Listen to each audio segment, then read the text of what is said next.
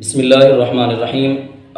آج ہم سامعین اور ناظرین کے سامنے عورت کی نماز کا طریقہ حدیث مبارکہ کی روشنی میں بیان کرنا چاہیں گے۔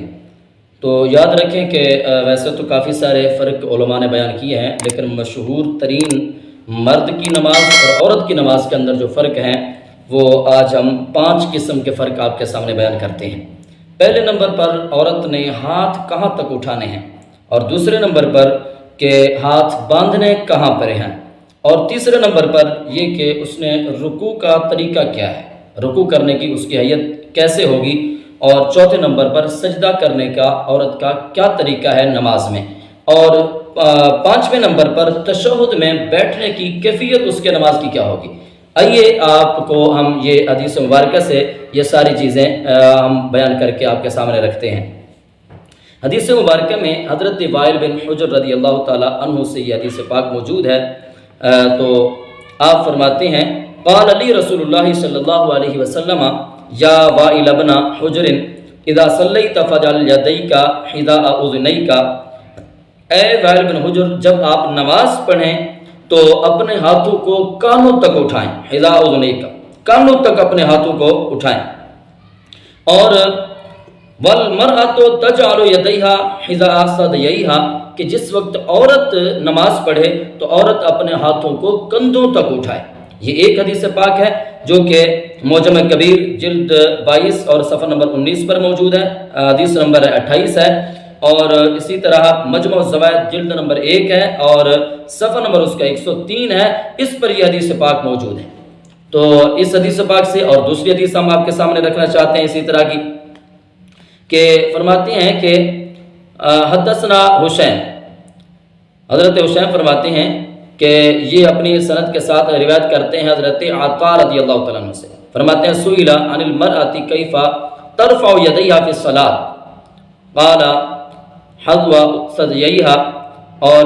یہ پوچھا گیا، حضرت عطا بن نبی رباح رحمہ اللہ سے سوال کیا گیا کہ عورت نماز میں ہاتھ کہاں تک اٹھائے، تو فرمایا اپنے سینے تک، حذو ثدییہا، کہ اپنے سینے تک ہاتھ اٹھائے۔ یہ روایت مصنف ابن ابی شیبہ کی حدیث پاک ہے جو کہ جلد نمبر 1 ہے، صفحہ نمبر 270 پر یہ حدیث پاک موجود ہے، اور اسی طرح ایک اور روایت عبد رب بن زیتون سے روایت ہے، عن عبد رب ابن زیتون قال رأیت ام الدرداء رضی اللہ تعالیٰ عنہ ترفع یدیہا حذو منکبیہا حین تفتتح الصلاۃ۔ یہ بھی مصنف ابن ابی شیبہ کی حدیث پاک ہے، جلد 2 ہے، صفحہ نمبر 421 پر یہ حدیث پاک موجود ہے۔ حضرت عبد رب بن زیتون وہ روایت کرتے ہیں کہ میں نے حضرت سیدہ ام درداء رضی اللہ تعالیٰ عنہ، صحابیہ ہیں، نبی کریم صلی اللہ تعالیٰ علیہ وسلم کی صحابیہ ہیں، ان کو میں نے نماز پڑھتے ہوئے دیکھا تو نماز شروع کرتے ہوئے اپنے ہاتھوں کو کندھوں کے برابر اٹھاتی تھی۔ تو ان 3 روایات سے یہ معلوم ہو گیا کہ حضرت ام درداء کا عمل بھی یہی ہے، نبی کریم صلی اللہ تعالیٰ علیہ وسلم کا فرمان مبارک بھی یہی ہے، اور ایک تابعی حضرت عطا بن نبی رباح تابعی ہیں، ان سے جب اس مسئلے میں پوچھا گیا تو تابعین کا عمل، صحابیہ کا عمل اور خود نبی کریم صلی اللہ تعالیٰ علیہ وسلم کا فرمان ذیشان یہ ہے کہ عورت جس وقت ہاتھ اٹھائے تو کندھوں تک اپنے ہاتھوں کو اٹھائے، یعنی کانوں تک ہاتھ اٹھانا اس کے لیے روا نہ رکھا گیا، بلکہ اپنے ہاتھوں کو جو ہے وہ کندھوں تک اٹھائے۔ یہ پہلا فرق تھا جو میں نے آپ کے سامنے بیان کیا۔ دوسرا فرق یہ ہے کہ عورت اپنے ہاتھ کہاں پہ باندھے، ہاتھ باندھنے کا طریقہ یہ شرح کنز الدقائق کے اندر یہ موجود ہے کہ وَالْمَرْأَةُ تَضْعُ يَدَيْهَا عَلَى صَدْرِهَا بِالاتفاق، کہ اس بات پر اتفاق اور اجماع ہے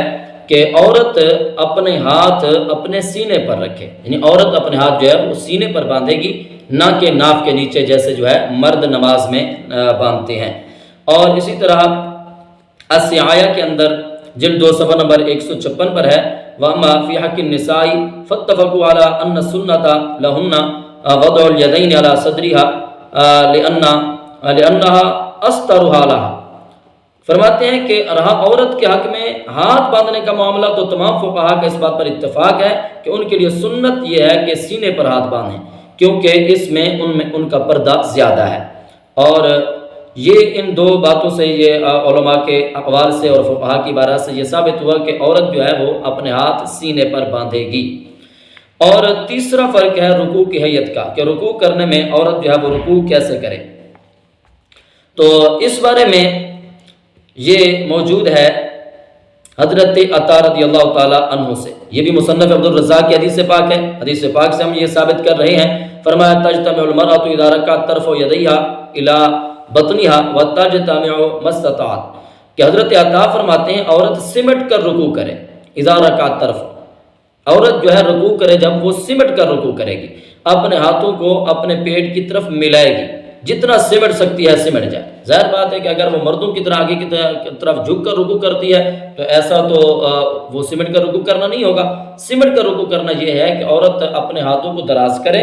اس کے ہاتھ گھٹنے کی ہڈی تک پہنچ جائے اور اپنے بازو کو بالکل سیدھا کر لے، اس حد تک جیسے وہ جا سکتی ہے تو وہ اتنا جو ہے رکوع کرے گی، مردوں کی طرح اس کا رکوع نہیں ہے۔ اور اسی طرح ایک اور فرق کہ عورت نے سجدہ کس انداز میں کرنا ہے، تو حدیث پاک میں حضرت ابن عمر رضی اللہ تعالی عنہما سے ہے کہ فرماتے ہیں کہ اذا جلست المرأة في الصلاة وضعت فخذها على فخذها الاخرى فاذا سجدت الصقت بطنها في فخذيها كان استر ما يكون لها۔ یہ کنز العمال کی حدیث پاک موجود ہے کہ جلد نمبر 7 ہے، صفحہ نمبر 549 پر، اور حدیث نمبر 2203 ہے۔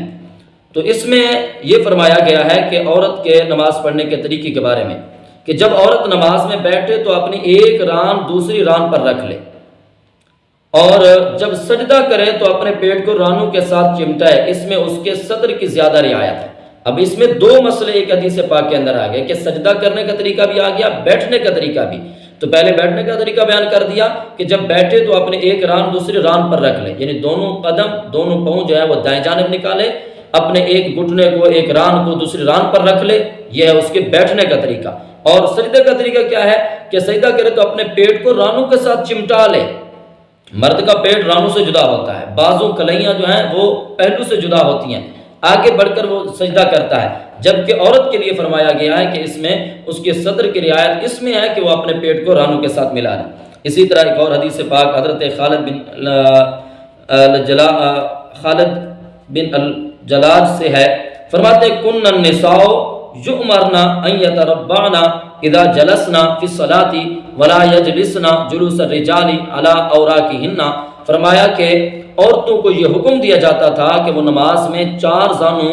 آلتی پالتی مار کر بیٹھے اور مردوں کی طرح سرین پر نہ بیٹھے، یعنی مرد جیسے بیٹھتے ہیں ویسے عورتوں کو بیٹھنا جائز نہیں ہے۔ تو اس سے وہ بات ثابت ہوئی کہ عورتوں کا ویسے بیٹھنا ٹھیک نہیں ہے جیسے مرد بیٹھتے ہیں، بلکہ اور حیت کے ساتھ بیٹھنا ہے۔ اسی طرح ایک اور روایت میں ہے، حضرت ابن جریج سے روایت ہے، فرماتے ہیں قلت لعطا، میں نے عطا سے پوچھا اتجلس المرأة فی مسنا علی شق الایسر قال نعم قلت هو احب الیک من الایمن قال نعم تجتمع جالسۃ ما استطاعت، فرمایا کہ میں نے عطا سے پوچھا کہ کیا عورت 2 رکعت کے بعد اپنے بائیں کولے پر بیٹھے؟ انہوں نے کہا ہاں۔ میں نے کہا کیا یہ حیت آپ کے نزدیک دائیں کولے پر بیٹھنے کی بنسبت آسن ہے، یعنی دونوں پاؤں دائیں طرف نکال کر بائیں کولے پر بیٹھے؟ فرمایا یہ اچھا ہے، مجھے یہ زیادہ پسند ہے بنسبت اس بات کے کہ عورت جو ہے اپنے دونوں پاؤں بائیں طرف نکالے اور دائیں کولے پر بیٹھے، فرمایا کیونکہ جس قدر ہو سکے سمیٹ کر بیٹھے، تو اس طریقے سے عورت کی نماز جو ہے وہ اچھے طریقے سے ادا ہو۔ اور حدیث پاک بھی اس پر ہے، یہ نہیں ہے کہ صرف یہ صحابہ کرام علیہ رضوان کے یا تابعین کے اقوال ہیں، بلکہ ان یزید بن ابی حبیب ان رسول اللہ صلی اللہ علیہ وسلم مر علی امرأتین تصلیان، حضرت یزید بن ابی حبیب سے روایت ہے کہ بے شک نبی کریم صلی اللہ تعالی علیہ وسلم 2 عورتوں کے پاس سے گزرے جو کہ نماز ادا کر رہی تھی، تو آقا کریم صلی اللہ تعالی علیہ وسلم نے انہیں کیا فرمایا؟ فرماتے ہیں فقال اذا سجدتما فضم بعض اللحم الى الارض فان المرأة ليس بذلك كالرجل، سرکار صلی اللہ تعالی علیہ وسلم فرماتے ہیں کہ جب تم سجدہ کرو تو اپنے جسم کے بعض حصے کو زمین کے ساتھ لگا لیا کرو، کیونکہ اس میں عورت مرد کی طرح نہیں ہے۔ یہ مراسیل ابو داؤد شریف کے اندر صفحہ نمبر 8 پر یہ حدیث پاک موجود ہے۔ تو اس سے آج کے درس میں یہ پتہ چلا کہ عورت کی نماز جو ہے وہ مردوں کی طرح نہیں ہے، بلکہ ان کے ہاتھ اٹھانے کا طریقہ کندھوں تک اٹھانے ہیں ہاتھ باندھنے کا طریقہ سینے پر ہاتھ باندھنے ہیں، رکوع کرنا ہے تو گھٹنوں تک ان کے ہاتھ پہنچے، گھٹنوں کی ہڈی تک، اور سیدھے طریقے سے رکوع کریں۔ اور اس کے بعد سجدہ کرنے کا طریقہ یہ ہے کہ وہ اپنے جسم کو زمین کے ساتھ، رانوں کے ساتھ، پیٹ کو اور بازو کو جو ہے اپنے پہلو کے ساتھ چمٹا لیں، سمٹ کر سجدہ کریں۔ یہ ان کے سجدے کا طریقہ ہے، جیسے سرکار علیہ السلام فرما رہے ہیں۔ اور اسی طرح ان کے بیٹھنے کا طریقہ بھی بتا دیا گیا ہے کہ بیٹھنے کی حیت جو ہے ان کی یہ ہوگی کہ وہ سرین پر بیٹھیں اور دونوں جو پاؤں جو ہیں وہ ایک طرف نکال کر، دائیں طرف نکال کر، یہ بیٹھنے کا طریقہ، مردوں کی طرح بیٹھ کر نماز بھی ادا نہ کریں۔